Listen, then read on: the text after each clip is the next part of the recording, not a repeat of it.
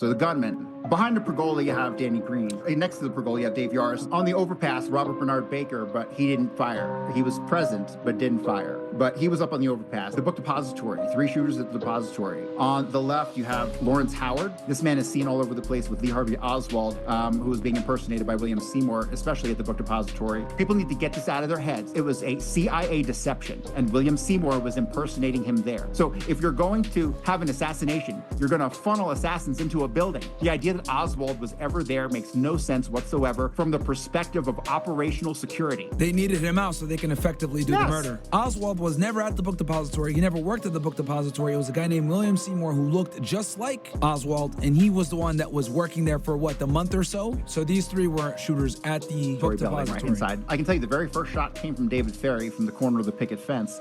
David Ferry fired the first shot, and that struck Kennedy in the throat, and then the final shot, which took off Kennedy's head, was done by Jack Valenti, who's the most infamous unknown man in American history. Jack Valenti worked for the CIA, and this is the proof. This is a memorandum from C.D. DeLoach, FBI, subject Jack J. Valenti. You see the circle here? Yep. That circle indicates that this person has other aliases. Captioned individual, which is Jack Valenti, is one of those people. This is Jack Valenti's position behind the fence. So here we go. This is the most important stuff, all of the assassination. This is a Secret Service car. So there's 10 men on the Secret Service car.